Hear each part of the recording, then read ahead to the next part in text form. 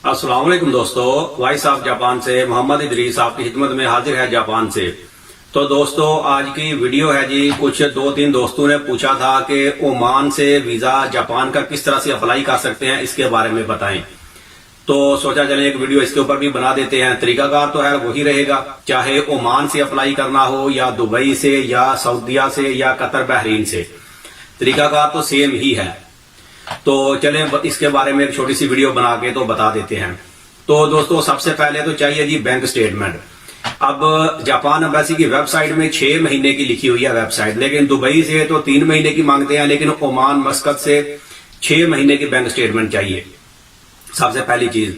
और bank statement के बारे में मैं 1-2 चीज बता दूं कि इसमें यह है कि अगर आपकी कंपनी अपने नाम पे है, जैसे किसी का लाइसेंस है, चाहे वर्कशॉप है, कंपनी है, कोई भी है, उसके कंपनी होल्डर है, खुद ही आप मालिक हैं, तो फिर आपका जो बैंक अकाउंट है वो कंपनी के नाम पे होना चाहिए, चाहे ओमान से हो, मस्कत से या दुबई से या बहरीन से, सऊदीया से, जहां से भी करें। अगर कंपनी आपकी है अपने नाम पे तो आपको बैंक अकाउंट जो है वो पर्सनल बैंक अकाउंट नहीं चलेगा, आपका कंपनी के नाम का बैंक अकाउंट होना चाहिए। और ये भी नॉर्मल ही अकाउंट होता है, कोई इसमें एक्स्ट्रा चार्जेस वगैरह नहीं होते। लेकिन पर्सनल जो है वो जापान वाले उसको एक्सेप्ट नहीं करते। अगर एक्सेप्ट कर भी लेंगे तो उसमें वीजा बिल्कुल भी नहीं लगेगा, क्योंकि आपका कंपनी है तो कंपनी के नाम पे अकाउंट होना चाहिए। और उसके बाद टिकट बुकिंग है। अच्छा, बैंक अकाउंट में अगर सैलरी वाला बंदा है तो अब उसको सैलरी जो है वो बैंक में आनी चाहिए, ये एक सबसे बड़ा बिग पॉइंट है। अब सैलरी उसमें कितनी आनी चाहिए, आप करेंसी का जो भी हिसाब हो, मैं पाकिस्तान के हिसाब से बता देता हूं, तो आप उसके हिसाब से काउंट कर लें। तकरीबन भी 2 लाख रुपया उसमें सैलरी हर महीने डालनी चाहिए, आपकी सैलरी जो भी हो। लेकिन बैंक में जो सैलरी आनी चाहिए वो 2 लाख रुपया कम से कम सैलरी बैंक में आनी चाहिए। इससे ज्यादा होगी तो भी कोई मसला नहीं है, लेकिन 2 लाख रुपया सैलरी आनी चाहिए। और उसका तरीकाकार ये करना पड़ेगा, फिर आपको कि 2 लाख सैलरी डालेंगे तो उसमें से फिर आपके पास वीजा कार्ड वगैरह होगा जो भी, तो उसमें से शॉपिंग वगैरह जो आप करेंगे उसी से चलाएं, ताकि ट्रांजैक्शनें होती जाएंगी। और अगर पैसे जो आपको खर्चा भी करना हो तो पहले पैसे उसमें जमा करवाएं और बाद में थोड़े थोड़े करके उसमें से निकलवाते रहें। और कम से कम भी 50-60 हजार रुपया जो है वो आप निकालें और बाकी के पैसे उसमें जमा होते रहें। जब स्टार्ट करेंगे तो स्टार्टिंग में थोड़े से पैसे एक बार ज्यादा जमा करवा लें, क्योंकि 3 महीने या 6 महीने की स्टेटमेंट अगर रिक्वायर्ड होगी तो जब आप प्रिंट आउट करवाएंगे स्टेटमेंट का तो उस वक्त कम से कम भी पाकिस्तान के हिसाब से 10 लाख या 15 लाख के आसपास पैसे उसमें होने चाहिए। ये जरूरी है, क्योंकि टूरिस्ट वीजा अप्लाई करना है तो इतने पैसे तो बैंक में होने चाहिए। इससे कम होगा तो चांसेस जो है वो कम है, क्योंकि अगर स्पॉन्सर वगैरह हो तो फिर भी 8 से 10 लाख रुपया होना चाहिए बैंक में, क्योंकि जो बंदा फिर स्पॉन्सर वगैरह भेजेगा उसकी भी बैंक स्टेटमेंट होगी तो वो भी एक प्लस पॉइंट होता है। लेकिन अगर स्पॉन्सर वगैरह ना हो तो फिर कम से कम भी 10 लाख से नीचे तो पैसे होने नहीं चाहिए। इससे ऊपर हो जाए, 15 लाख के आसपास भी हो जाए तो भी कोई मसला नहीं है। अच्छा, इसके बाद है टिकट बुकिंग। अब टिकट बुकिंग जो है ये वो टिकट वालों से आप करवा लेंगे, नॉर्मल बुकिंग है, कोई कंफर्मेशन नहीं है इसमें, यानी कि बस एक बुकिंग है तो वो थोड़े से पैसे लेके वो कर देंगे। पाकिस्तान में भी 500 या 1000 रुपया लेके बुकिंग कर देते हैं। सबसे पहले टिकट बुकिंग करवाएं और फिर उसके बाद उसी डेट के हिसाब से होटल बुकिंग करवानी है। जिस दिन जापान में पहुंचना है उसी दिन आपका होटल शुरू हो, और जब जापान से जाना है उसी डेट के हिसाब से आपका होटल जो है वो फिनिश होना चाहिए। ये इसमें मेजर पॉइंट है टिकट बुकिंग और होटल बुकिंग का। अगर जापान से स्पॉन्सर या इन्विटेशन हो तो फिर होटल बुकिंग की जरूरत नहीं होती, जो आपको स्पॉन्सर वगैरह भेजेगा उसी का एड्रेस वगैरह सब उसमें लिखा जाएगा, तो फिर उसमें कोई मसला नहीं है। लेकिन टिकट बुकिंग जो है वो फिर भी चाहिए। अगर वीजा लग जाए तो टिकट बाद में जो मर्जी आप ले लें, कोई मसला नहीं है, लेकिन बुकिंग जो है ये चाहिए। समझिए कि एक पेपर वर्क है, ये लाजिम चाहिए टिकट बुकिंग। और उसके बाद है अपना कंपनी का NOC letter, no objection certificate. अब उसमें क्या होगा, कंपनी का नो ऑब्जेक्शन सर्टिफिकेट, उसमें आपका नाम लिखा जाएगा, पासपोर्ट नंबर लिखा जाएगा और आपका वीजा किस टाइप का है, क्या काम आप करते हो वो लिखा जाएगा। ये सब चीजें लिख के फिर आपकी सैलरी लिखी जाएगी कि सैलरी आपकी कितनी है, जितनी आप बैंक में डिपॉजिट करवाते हैं ये सैलरी भी उसी के ऊपर लिखी जाएगी। और फिर उसके बाद लिखा जाएगा नीचे जी ये बंदा जापान में घूमने फिरने के लिए जाना चाहता है एज ए टूरिस्ट, तो हमें कोई एतराज नहीं है, हम इसको छुट्टी देते हैं, नो प्रॉब्लम। और ये बस 2-4 लेटर अल्फाज ही लिख के, 2-4 लाइनें होंगी ये लिख के, तो नीचे कंपनी का नाम या मैनेजर जो भी होगा तो वो उसका नाम नीचे लिख के तो नीचे स्टंप और साइन होगा। ये आप टाइपिंग वाले के पास जाएंगे, क्योंकि अरब ममालिक में टाइपिंग वाले काम ज्यादा होता है तो उनको मालूम होता है किस तरह से बनाना है। उसको बोले कि नो ऑब्जेक्शन सर्टिफिकेट बना दो जापान एम्बेसी के लिए, تو ان کو معلوم ہوتا ہے کس طرح سے بنانا ہے, وہ اسی وقت وہ آپ کو ٹائپ کر کے دے دیں گے اور اپنی کمپنی سے پھر اس کے اوپر سائن اور اسٹمپ کروا لیں. یہ بھی آپ کا NOC لیٹر جو ہے سرٹیفکیٹ یہ ریڈی ہو گیا کہ یہ بندہ جا رہا ہے, ہمیں کوئی اعتراض نہیں ہے.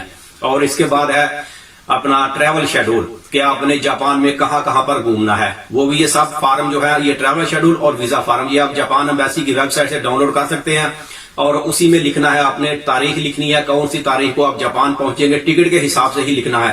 جاپان میں کس دن پہنچیں گے, کون سی ایئرپورٹ پہ, پھر وہاں سے گھر جائیں گے, پھر دوسرے دن آپ کہاں پر گھومنے پھرنے جائیں گے, وہ جگہ کا نام لکھنا ہے.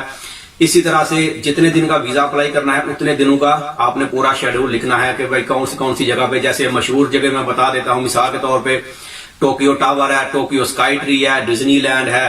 یعنی کہ ٹوکیو ایک ہی سٹی کے اندر کا شیڈول پورا لکھیں. اگر ایک اوساکا کا بھی کچھ لکھیں گے, دوسری سٹی کا تو کافی دور ہے سٹی, تو پھر جانے آنے کا بھی مسئلہ ہوگا اور پھر آپ کو زیادہ ہوٹل بکنگ زیادہ پیپر ورک کرنا پڑے گا. تو ہمیشہ ایک ہی سٹی کا شیڈول بنائیں تو وہ سب سے آسان طریقہ رہتا ہے. اور یہ مزید چیزیں آپ گوگل کر کے انٹرنیٹ سے بھی دیکھ سکتے ہیں کہ جاپان میں کون کون سی چیزیں ہیں جو گھومنے پھرنے والی ہیں. یہ 2-4 نام میں نے آپ کو بتا دیے, ٹوکیو ٹاور ہے, ٹوکیو اسکائی ٹری ہے, ڈزنی لینڈ ہے اور زو پارک ہے, وینو ہے. یعنی کہ اس طرح سے کچھ موٹی موٹی جو مشہور چیزیں ہیں وہ آپ اس میں لکھ کے تو بتا سکتے ہیں کہ یہ چیزیں میں نے فلاں تاریخ کو یہ چیز دیکھنی ہے. تو یہ بھی ایک فارم پورا ہو گیا. اس کے بعد 2 تصویریں ہیں وائٹ بیک گراؤنڈ کے ساتھ, نارمل تصویریں ہیں, پاسپورٹ اوریجنل چاہیے اور پاسپورٹ کی فوٹو کاپی ویزے والے صفحے کی اور پہلے پیج کی, اور جہاں پر سائن ہوتا ہے دوسرے پیج کی وہ کاپیاں چاہیے. اور جو آپ کی ID وغیرہ ہو وہاں پر رکھنے کے لیے جیب میں رکھنے والا جو کارڈ ہوتا ہے, بتاکا بولتے ہیں, حویہ بولتے ہیں, جو بھی ہے وہ ان کی فوٹو کاپیاں چاہیے اور یہ لے کے امبیسی میں جانا ہے.